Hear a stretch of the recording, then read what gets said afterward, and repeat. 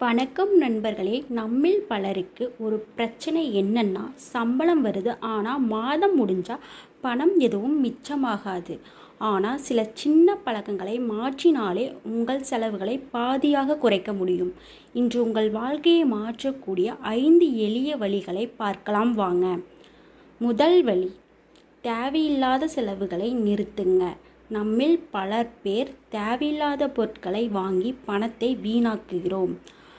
வாங்குவதற்கு முன் இந்த பொருள் நமக்கு தேவையானதா என்பதை அறிந்து வாங்க வேண்டும். ஒரு பொருள் வாங்குவதற்கு முன்னாடி இது எனக்கு உண்மையிலே தேவையா என்று உங்களை கேளுங்கள். இந்த ஒரு பழக்கம் மட்டும் இருந்தாலே உங்கள் செலவு பாதியாக குறையும். இரண்டாவது வழி, தினசரி செலவுகளை எழுத ஆரம்பிங்க. ஒரு சிறிய நோட்டில் அல்லது மொபைலில் தினமும் எவ்வளவு செலவு பண்ணிறீங்க என்று எழுதுங்க.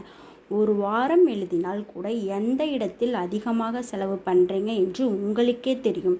அதை கட்டுப்படுத்தினால் பணம் சேமிக்க ஆரம்பிக்கலாம்.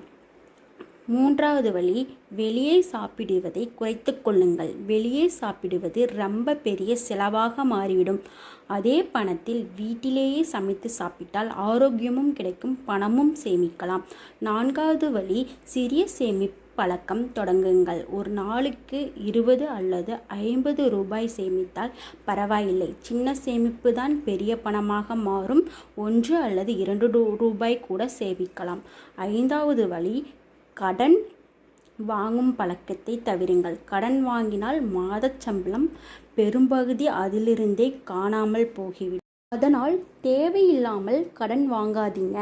இந்த 5 வழிகளை நீங்கள் ஃபாலோ பண்ணினால் உங்கள் மாத செலவுகளை பாதியாக குறைக்க முடியும். இந்த வீடியோ உங்களுக்கு பயனுள்ளதாக இருந்தால் லைக் பண்ணுங்கள், சப்ஸ்கிரைப் பண்ணுங்கள்.